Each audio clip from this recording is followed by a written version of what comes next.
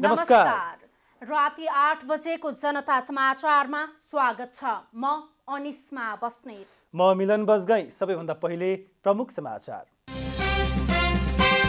स्थानीय तह निर्वाचन विद्युतीय प्रविधिमा गर्ने बारे निर्वाचन आयोगद्वारा विज्ञहरूसँग छलफल, सम्भावित अध्ययनका लागि कार्यदल गठन।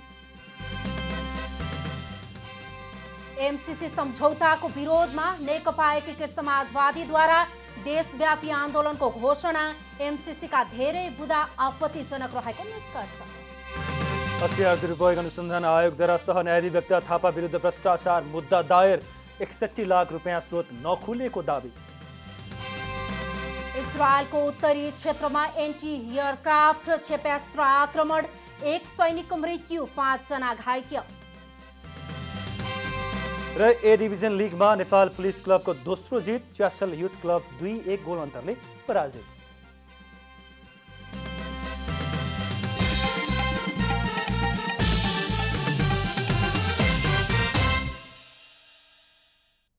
अब पूरा समाचार। निर्वाचन आयोगले स्थानीय तह निर्वाचनमा विद्युतीय मतदानको सम्भावनाबारे राय सल्लाह लिन सूचना प्रविधि विज्ञहरूसँग छलफल गरेको छ। सरकारले स्थानीय तहको निर्वाचनको मिति घोषणा गरेसँगै निर्वाचनको तयारीमा जुटेको आयोगले विद्युतीय मतदानबारे विज्ञहरूसँग छलफल गरेको हो।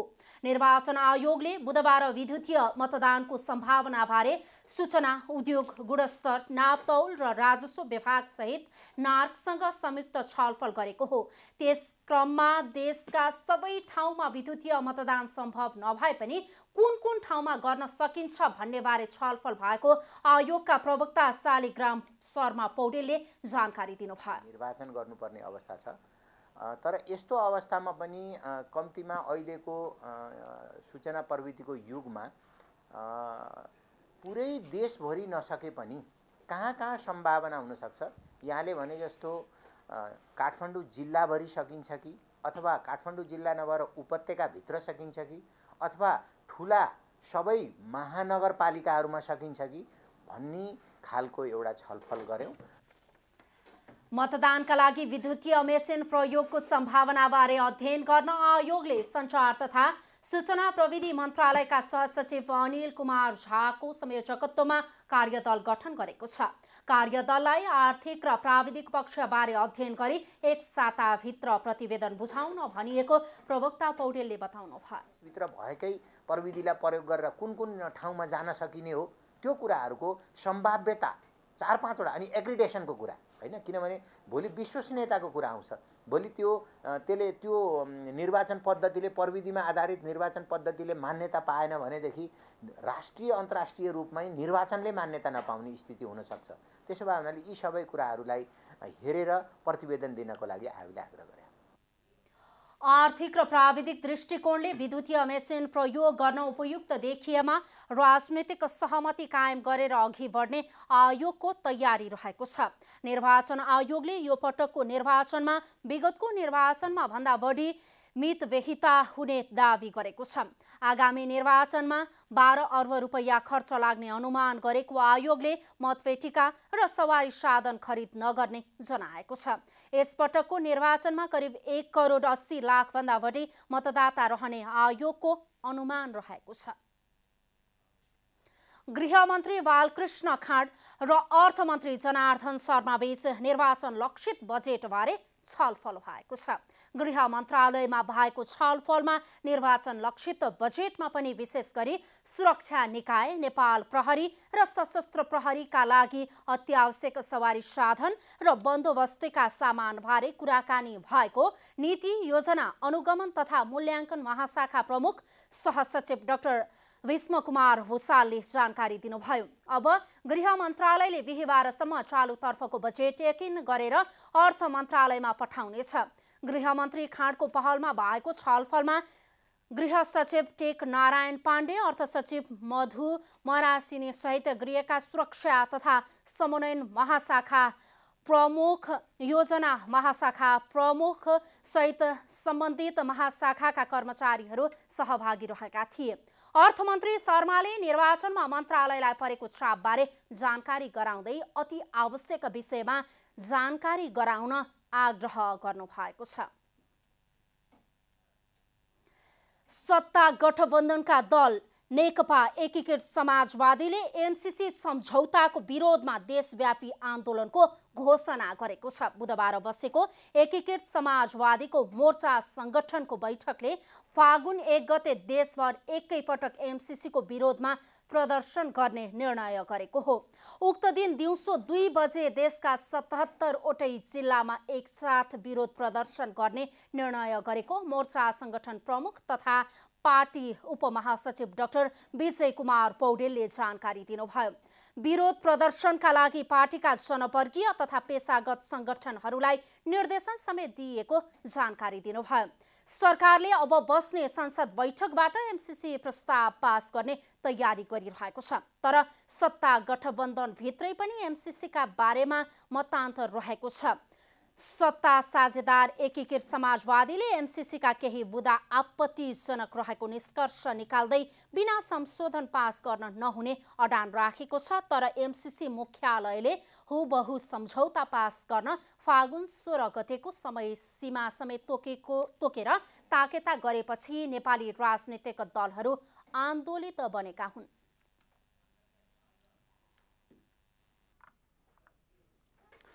अमेरिकी सहयोग परियोजना मिलेनियम च्यालेन्ज कर्पोरेसन एमसीसी विरुद्ध काठमाडौँको माइतीघर मण्डला र बानेश्वर स्थित संसद भवन अगाडि प्रदर्शन भएको छ।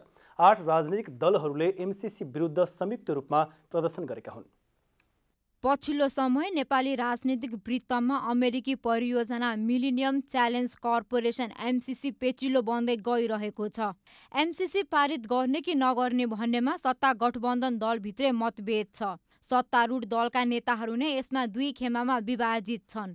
एमसीसी सम्झौता विरुद्ध आन्दोलन घोषणा गरेका 6 कम्युनिस्ट पार्टी र 2 मोर्चाले काठमाडौँको माइतीघर मण्डला र बानेश्वर स्थित संसद भवनमा संयुक्त विरोध प्रदर्शन गरेका छन्। नेपाल कम्युनिस्ट पार्टी, नेकपा मसाल, नेकपा क्रान्तिकारी माओवादी, वैज्ञानिक समाजवादी कम्युनिस्ट पार्टी, नेकपा माओवादी केन्द्र समाजवादी, देशभक्त जनगणतान्त्रिक मोर्चा नेपाल र राष्ट्रिय जनमोर्चा नेपालले एमसीसीको विरोध जनाएका छन्।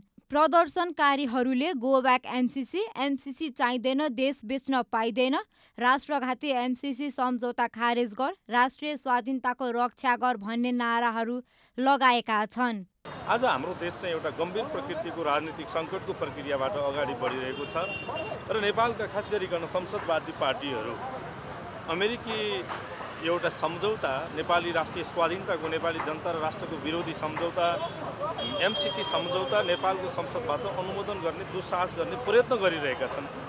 र यो नेपालको सार्वभौम सत्ताको विरुद्धमा छ, नेपालको राष्ट्रिय स्वाधीनताको विरुद्धमा छ, नेपाली जनताको सर्वोच्चता र सार्वभौम सत्ताको विरुद्धमा छ। राष्ट्रघाती एमसीसी पारित भए राष्ट्रियता, संविधान, अदालत सबै निष्क्रिय हुने आन्दोलनरत दलहरूको तर्क छ। उनीहरूले एमसीसी सम्झौता राष्ट्रघाती भएको दावी गर्दै आएका छन्। सरकारले एमसीसी सम्झौता संसदबाट अनुमोदन गराउने पहल अगाडि बढाएसँगै यसको विरोधमा उत्रिने क्रम समेत बढ्न थालेको हो।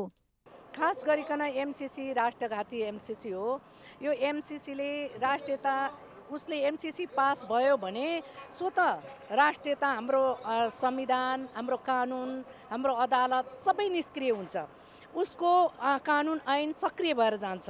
त्यसैले गर्दाखेरि कुनै पनि नेपाली नागरिकलाई आफ्नो राष्ट्रियता गुमाउनु छैन। स्वतन्त्र र स्वाधीन राष्ट्र नेपालमा एमसीसी जस्ता सम्झौता गर्न नहुने बताउँदै आन्दोलित दलहरूले यस्तो अवस्था सत्तासीन दल र अन्य शीर्ष दलहरूकै भएको आरोप लगाएका छन्। यिनले त तपाईको आफ्नो सत्ता जोगाउनको लागि, आफ्नो सत्ता स्वार्थको लागि विदेशी साम्राज्यवादीहरू र उसको चाहिँ विस्तारवादीहरूको दलाली नै गर्छ। यी त दलाल हुनु भन्ने कुरा त कुनै दुविधा नै रहेन नि। उनीहरूले लेखेकै पत्र छ त। नेपाल जस्तो स्वतन्त्र र सार्वभौमसत्ता सम्पन्न मुलुकमा एमसीसी जस्ता रणनीतिक विषयका सम्झौताहरू गर्न नहुनेमा प्रदर्शनकारीहरूले बताउँदै आएका छन्। 2 शक्तिशाली मुलुक बीचको नेपाललाई यस्तो सम्झौताले कालान्तरमा असर पार्दै जाने उनीहरूको दाबी छ। क्यामेरामा शैलेन्द्र गोविन्द अमात्यका साथ यशोदा चौलागाई, काठमाडौँ। सत्तारूढ प्रमुख घटक नेपाली कांग्रेसले पार्टीको केन्द्रीय कार्य सम्पादन समिति बैठकमा स्थानीय तह निर्वाचन केन्द्रित भएर छलफल गर्ने भएको छ। बुधबार बसेको कांग्रेस पदाधिकारी बैठकले भोलि बोलाइएको केन्द्रीय कार्य सम्पादन समितिको बैठकमा स्थानीय तह निर्वाचन केन्द्रित भएर छलफल गर्ने एजेन्डा तय गरेको हो। स्थानीय तह निर्वाचनमा पार्टीलाई कसरी सशक्त बनाउने भन्ने विषयमा केन्द्रित भएर केन्द्रीय कार्य सम्पादन समितिको बैठकको एजेन्डा तय गरिएको पार्टीका प्रवक्ता डाक्टर प्रकाश शरण महतले जानकारी दिनुभयो। बैठकमा कोभिडका कारण स्थगित 16 जिल्लाको अधिवेशन सम्पन्न गराउने र पार्टीका भातृ तथा शुभेच्छुक संस्थाहरूलाई गतिशील बनाउने गरी आवश्यक निर्णय गर्ने एजेन्डा पनि राखिएको छ।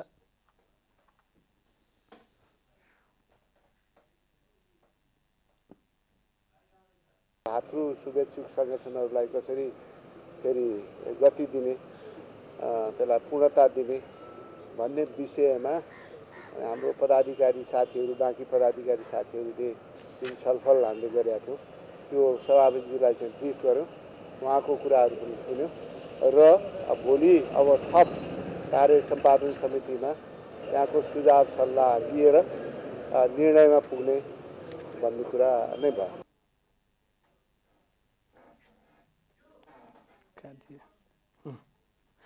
नेपाली कांग्रेसको हिजो बसेको सभापति शेरबहादुर देउवा बाहेकको पदाधिकारी बैठकले नै केन्द्रीय कार्य सम्पादन समिति बैठकमा स्थानीय तह निर्वाचन केन्द्रित छलफल गर्ने निर्णय गरेको थियो। अर्थ मन्त्रालयले निर्माणाधीन काठमाडौँ तराई मधेस द्रुत मार्ग आयोजनाका लागि बजेटको अभाव हुन नदिने बताएको छ। आयोजना निर्माणको जिम्मेवारी लिएको नेपाली सेनाले बजेट सुनिश्चित गर्न माग गरिरहेका बेला अर्थ मन्त्रालयले यस्तो जवाब दिएको हो। बुधबार संघीय संसद राष्ट्रिय सभा अन्तर्गतको प्रत्यायोजित व्यवस्थापन तथा सरकारी आश्वासन समितिको बैठकमा बोल्दै अर्थ मन्त्रालयका सहसचिव बाबुराम सुवेदीले राष्ट्रिय गौरवको काठमाडौँ तराई मधेस द्रुत मार्ग आयोजनाका लागि बजेटको अभाव हुन नदिने प्रतिबद्धता जनाउनु भएको छ। आयोजना निर्माणको जिम्मेवारी लिएको नेपाली सेनाले बजेट सुनिश्चित गर्न माग गरिरहेका बेला त्यसका लागि यथार्थमा आधारित योजना लिएर आउन पनि आयोजनालाई उहाँले सचेत गराउनुभयो। सहसचिव सुवेदीले यथार्थपरक योजना नआउँदा सो आयोजनाका लागि आवश्यक बजेटको व्यवस्था गर्न अर्थ मन्त्रालयलाई समस्या भइरहेको पनि समितिलाई जानकारी गराउनुभयो। प्लानिङ चाहिँ रियलिस्टिक प्लानिङ ल्याइदिनु पर्यो मन्त्रालयमा पनि।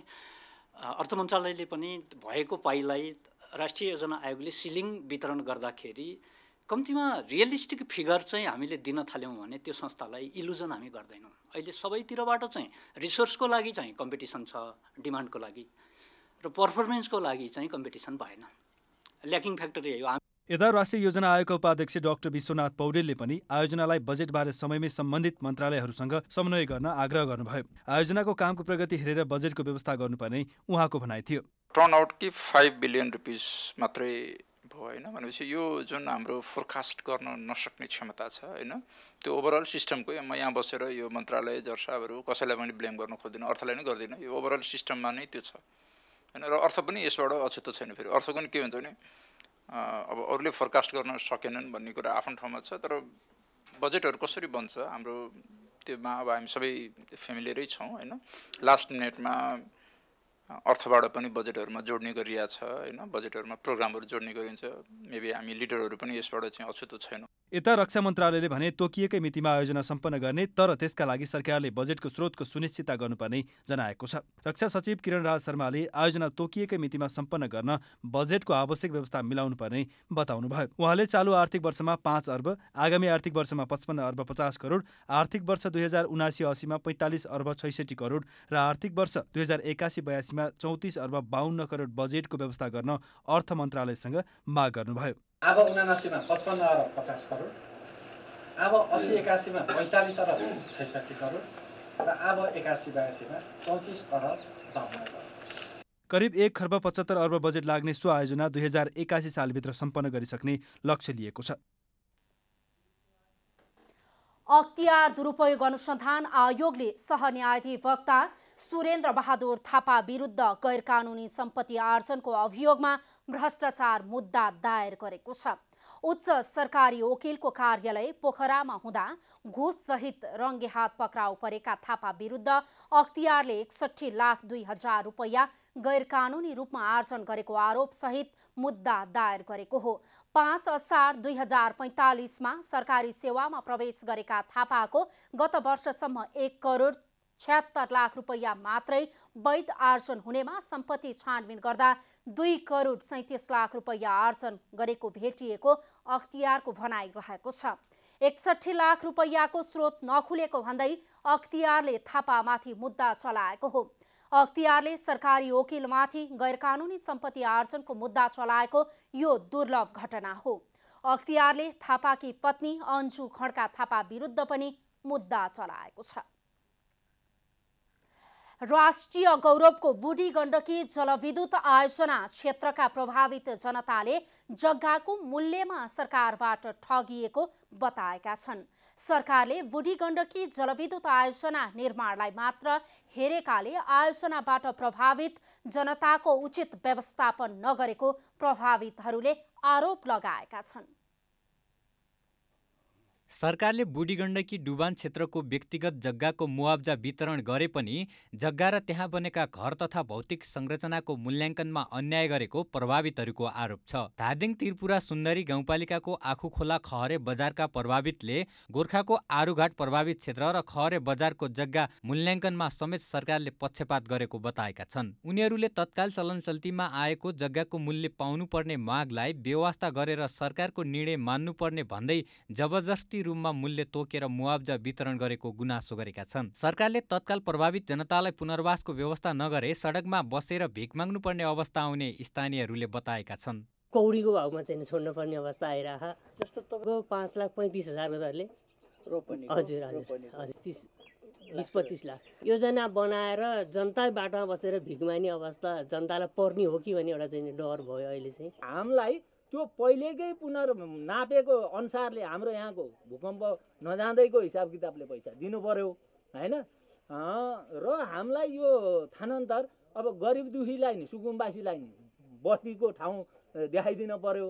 हाम्रो पनि पुनर्वासको व्यवस्था नभएसम्म हाम्रो यहाँको जनता उठेर त्यतिकै हामीलाई उही गोली नै हानेर लहटे त छुट्टै कुरो, हामी उठ्नेवालामा छैनौँ।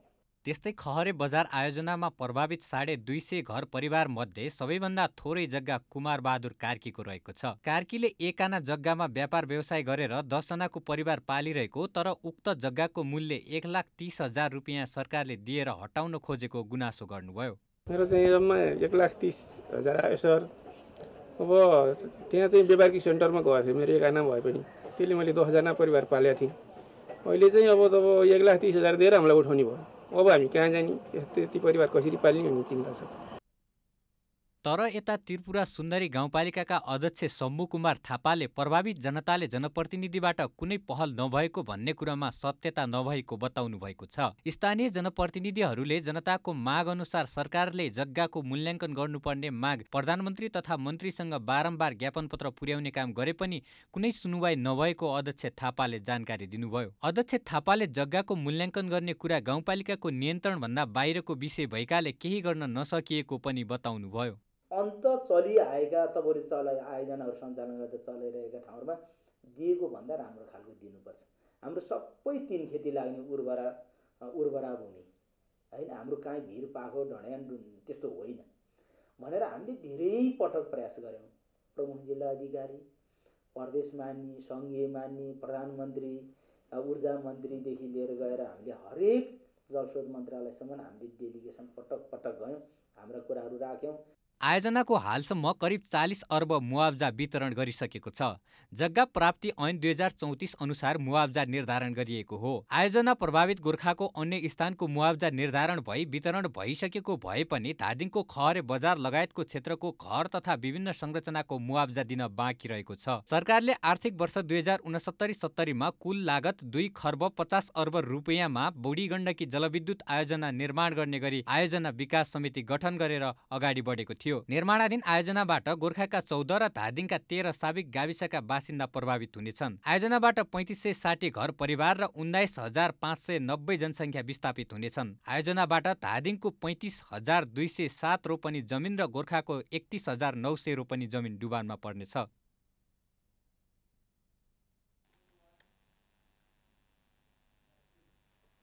सरकारद्वारा घोषित स्थानीय तह निर्वाचनको मिति विरुद्ध सर्वोच्च अदालतमा रिट दायर भएको छ। महोत्तरीको भङ्गाहा नगरपालिकाका मेयर सञ्जीव कुमार शाहले 5 वर्षको पूरा कार्यकाल काम गर्न पाउनुपर्ने माग गर्दै सर्वोच्चमा रिट दायर गर्नु भएको हो। प्राप्त भएको रिट निवेदनमाथि अध्ययन गरी दरफिट भएको प्रवक्ता बाबुराम दाहालले जानकारी दिनुभयो। सरकारले वैशाख 30 गते स्थानीय तहको निर्वाचन एकै चरणमा गर्ने निर्णय गरेको छ।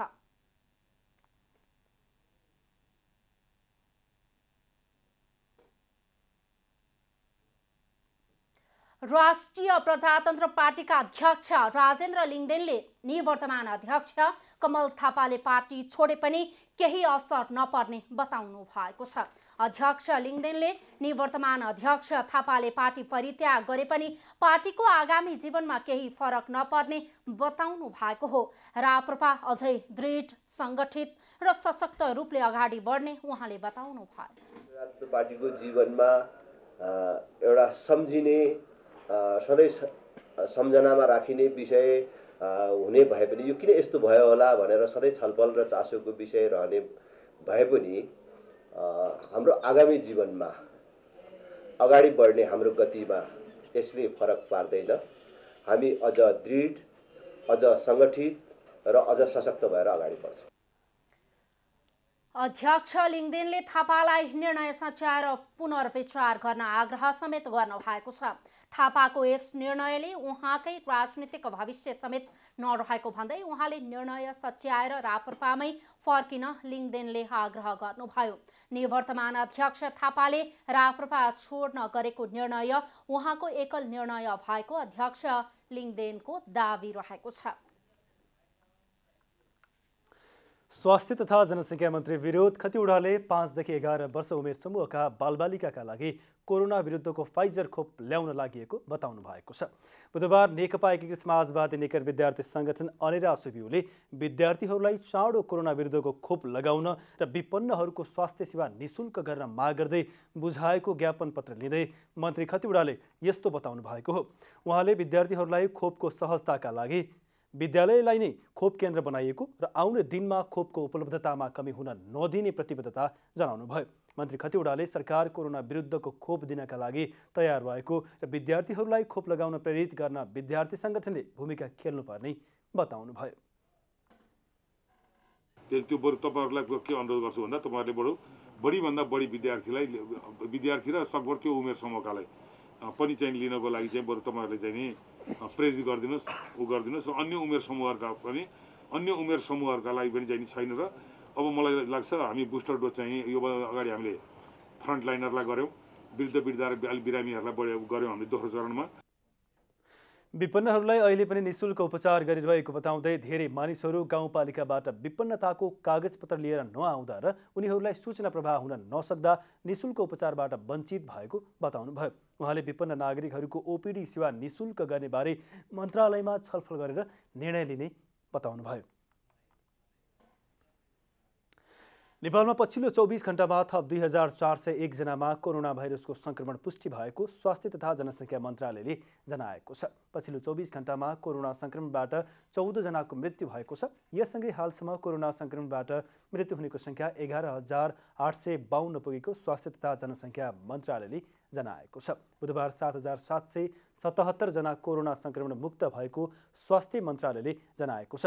हाल देशभर 30,241 जना सक्रिय संक्रमित रहेका छन्। गत 24 घण्टामा 11,603 पिसिआर तथा 4,753 एन्टिजेन परीक्षण भएको मन्त्रालयले जनाएको छ। मुलुकमा पछिल्लो समय बढेको उच्च आयातको कारण विदेशी सञ्चित हृत्तिएको छ। नेपाल राष्ट्र बैंकले सार्वजनिक गरेको पुस मसान्तसम्मको तथ्याङ्कले अहिले भएको विदेशी सञ्चितले करिब 6 महिनाको वस्तु तथा सेवा मात्र आयात धान्न पुग्ने सङ्केत गरेको छ। नेपाल राष्ट्र बैंकले 6 महिना यताको आयातलाई आधार मान्दा बैंकिङ क्षेत्रसँग रहेको विदेशी विनिमय सञ्चितले करिब 6 महिनाको वस्तु तथा सेवा मात्र खरिद गर्ने क्षमता रहेको जनाएको छ। 2078 असार मसान्तमा 1,379 अर्ब 3 करोड बराबर रहेको कुल विदेशी विनिमय सञ्चित 16.7% कमी आई 2078 पुस मसान्तसम्ममा 1,165 अर्ब 80 करोड कायम भएको छ। अमेरिकी डलरमा यस्तो सञ्चित पुस मसान्तसम्ममा 15.9% कमी आई 9 अर्ब 89 करोड कायम भएको छ। उद्योगीहरू यो अवस्था आउनु सरकारका लागि चुनौतीपूर्ण रहेको र यसले भोलिका दिनमा औषधि, खाद्यान्न लगायतका वस्तु किन्न नसक्ने अवस्था आउन सक्ने खतरा बढेको बताउँछन्। सरकारले ब्यालेन्स अफ पेमेन्ट अब हाम्रो अब जम्मा इम्पोर्ट गर्ने अब 7 महिना चान्चुनको 6 महिना 7 महिनाको मात्रै बाँकी रह्यो। विदेशी मुद्रा सञ्चित नै घटिरहेको छ। त सरकारको अगाडि सबभन्दा ठुलो चुनौती भनेको यही हो। अब यसको लागि चाहिँ विप्रेसन कसरी बढाउने र इम्पोर्टलाई कसरी कन्ट्रोल गर्ने। एकदमै रोक्यो भने, ठ्याम्मै रोक्यो भने त्यो पनि सोलुसन होइन। राजस्व घट्छ, राजस्व घट्यो भने देश कसरी चलाउने। मुलुकको आयात गत 5 महिनामै 60%ले बढेर करिब 3 खर्ब बराबरको माल सामान भित्रिएको छ। आयातका लागि उच्च दरमा डलर भुक्तानी हुने तर विदेशबाट आउने विप्रेषण घट्दै जाने, विदेशी लगानी नभित्रिने जस्ता कारण मुलुकमा अहिले विदेशी मुद्रा सञ्चित घट्दै गएको छ। राष्ट्र ब्याङ्क, बैंक वित्तीय संस्था, व्यापारी तथा उद्योगीहरूले यो अवस्थालाई चिन्ताजनक रूपमा लिए पनि अर्थमन्त्री एवं अर्थ सचिवले भने अर्थतन्त्रमा पछिल्लो समय केही चाप जस्तो देखिए पनि खराब नै अवस्थामा पुगी भने नसकेको प्रतिक्रिया दिने गरेका छन्। र केही अवस्था अहिले अलिकति प्रेसरको अवस्था भए पनि त्यो बिग्रिहाल्यो, खतम भयो भने एउटा ट्रान्जिसन हुन्छ नि, त्यो ट्रान्जिसनको अवस्थामा चाहिँ हामी छौँ। दिगो तथा उच्च आर्थिक वृद्धिका लागि तीव्र गतिमा बढ्दै गएको व्यापार घाटा घटाउनै पर्छ। यसका लागि देशभित्रै उत्पादनमा जोड त दिनै पर्छ, सँगै कतिपय अनावश्यक आयातलाई समेत निरुत्साहित गर्नै पर्ने देखिएको छ। जनता टेलिभिजनका लागि क्यामेरा ब्युरोको साथमा रूपा घिमिरेको रिपोर्ट। अब आर्थिक समाचार।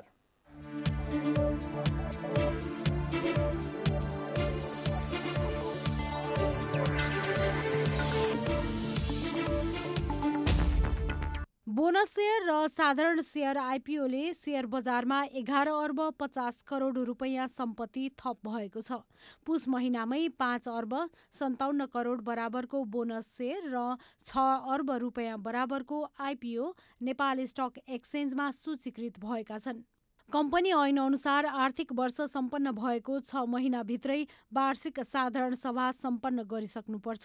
साधारण सभामा कम्पनीले गत आर्थिक वर्षको मुनाफाबाट सेयर धनीलाई लाभांश वितरण गर्नुपर्ने हुन्छ।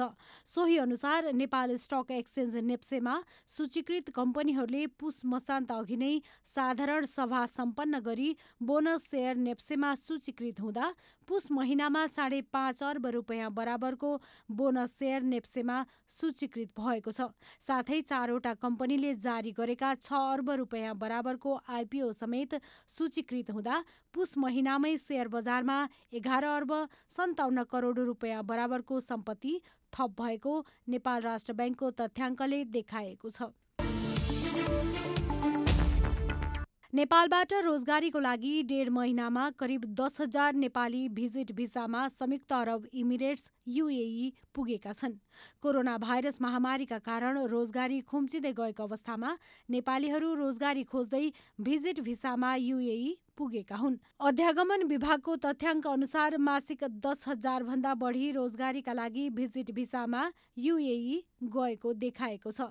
सन् 2021मा मात्रै नेपालबाट युएईमा 72,094 जना भिजिट भिसामा गएको विभागको तथ्याङ्क छ। साथै आफन्तको तवरबाट भने 7,066 जना गरी 79,160 जना भिजिट भिसामा युएई पुगेका छन्। सरकारले सरकारी स्वामित्वको एकमात्र हेटौँडा सिमेन्ट उद्योग लिमिटेडको रिक्त महाप्रबन्धक पदका लागि दरखास्त आह्वान गरेको छ। उद्योग वाणिज्य तथा आपूर्ति मन्त्रालयले बुधबार एक सूचना प्रकाशित गर्दै खुला प्रतिस्पर्धाबाट महाप्रबन्धक नियुक्त गर्ने प्रयोजनका लागि दरखास्त आह्वान गरेको हो। महाप्रबन्धकका लागि इच्छुक व्यक्तिले सूचना प्रकाशित भएको मितिले 21 दिनभित्र उद्योग मन्त्रालयको प्रशासन तथा संस्था शाखामा दरखास्त दिन सकिने बताइएको छ। दरखास्तका साथमा निवेदकले उद्योग सञ्चालनका लागि आवश्यक व्यावसायिक कार्ययोजना पेश गर्नुपर्ने मन्त्रालयद्वारा जारी सूचनामा उल्लेख छ।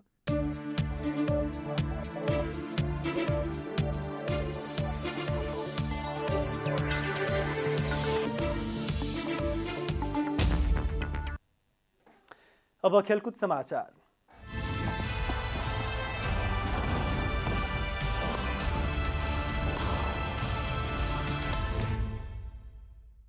नेपाल पुलिस क्लबले च्यासल युथ क्लबलाई 2-1ले पराजित गर्दै शहीद स्मारक ए डिभिजन लिगमा दोस्रो जित हात पारेको छ। बुधबार दशरथ रङ्गशालामा भएको खेलमा रवि कुमार पासवानले दुवै हाफमा 1-1 गोल गरे।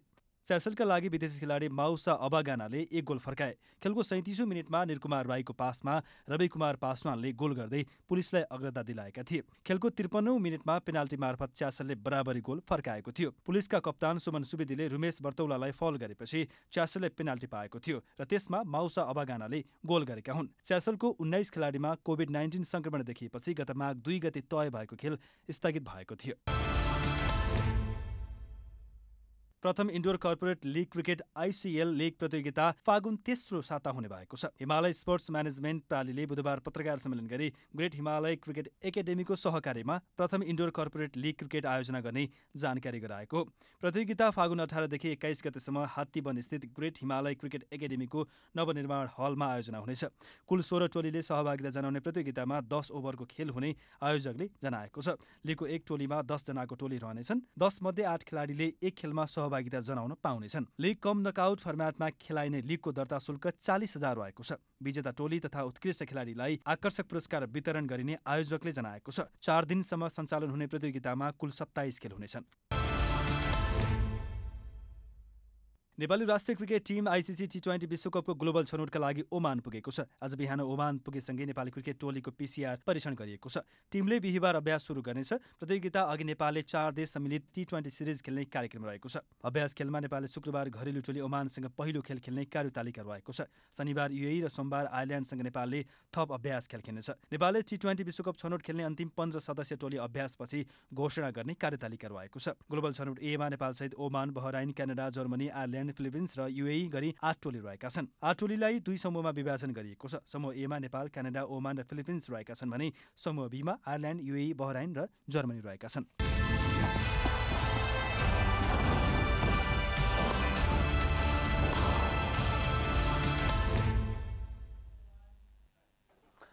अब मौसम समाचार।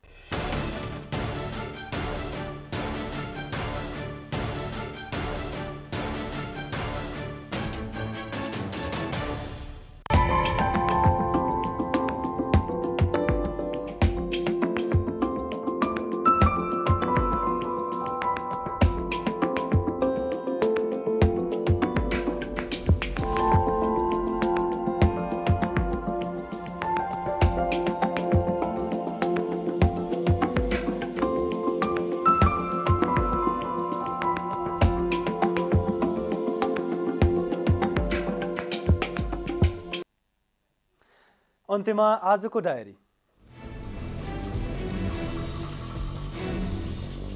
निर्वाचन आयोगले स्थानीय तह निर्वाचनमा विद्युतीय मतदानको सम्भावनाबारे राय सल्लाह लिन सूचना प्रविधि विज्ञहरूसँग छलफल गरेको छ। आयोगले बुधबार विद्युतीय मतदानको सम्भावनाबारे सूचना, उद्योग, गुणस्तर, नापतौल र राजस्व विभाग सहित नार्कसँग संयुक्त छलफल गरेको हो। त्यस क्रममा देशका सबै ठाउँमा विद्युतीय मतदान सम्भव नभए पनि कुन कुन ठाउँमा गर्न सकिन्छ भन्ने बारे छलफल भएको जनाइएको छ। नेकपा एकीकृत समाजवादीले MCC सम्झौताको विरोधमा देशव्यापी आन्दोलनको घोषणा गरेको छ। आज बसेको एकीकृत समाजवादीको मोर्चा संगठनको बैठकले फागुन 1 गते देशभर एकैपटक MCC को विरोधमा प्रदर्शन गर्ने निर्णय गरेको हो। उक्त दिन दिउँसो 2 बजे देशका 77 वटै जिल्लामा एकसाथ विरोध प्रदर्शन गर्ने निर्णय गरेको मोर्चा संगठन प्रमुख तथा पार्टी उपमहासचिव डाक्टर विजय कुमार पौडेलले जानकारी दिनुभयो। स्वास्थ्य तथा जनसङ्ख्या मन्त्री विनोद खतिवड़ाले 5 देखि 11 वर्ष उमेर समूहका बालबालिकाहरूका लागि कोरोना विरुद्धको फाइजर खोप ल्याउन लागि बताउनु भएको छ। वहाँले विद्यार्थीहरूलाई खोपको सहजताका लागि विद्यालय ल्याइने खोप केन्द्र बनाइएको र आउने दिनमा खोपको उपलब्धतामा कमी हुन नदिने प्रतिबद्धता समेत जनाउनुभयो। इजरायलले बुधबार बिहान सिरियामा हवाई आक्रमण गरेको छ। इजरायली सेनाका अनुसार इजरायलको उत्तरी क्षेत्रमा सिरियातिरबाट गरिएको एन्टी एयरक्राफ्ट क्षेपणास्त्र आक्रमणको जवाफमा हवाई आक्रमण गरिएको हो। सिरियाले भने मिसाइल आक्रमण गरिएको कुरा अस्वीकार गरेको छ। सिरियाको सरकारी टेलिभिजनका अनुसार आक्रमणमा 1 जना सैनिकको मृत्यु भएको छ भने 5 जना घाइते भएका छन्। नेपाल पुलिस क्लबले च्यासल युथ क्लबलाई 2-1 ले पराजित गर्दै शहीद स्मारक ए डिभिजन लिगमा दोस्रो जित हात पारेको छ। बुधबार दशरथ रङशालामा भएको खेलमा रविले दुवै हाफमा 1-1 गोल गरेका थिए। च्यासलको 19 खेलाडीमा कोभिड-19 संक्रमण देखिएपछि गत माघ 2 गते तय भएको खेल स्थगित भएको थियो।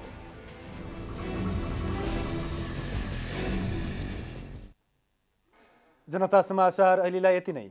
जनताद्वारा जनताका लागि प्रसारित जनता टेलिभिजनका कार्यक्रमहरू युट्युब, ट्विटर, फेसबुक र हाम्रो वेबसाइट जनतासमाचार.com मा पनि पढ्न र हेर्न सक्नुहुनेछ। नमस्कार।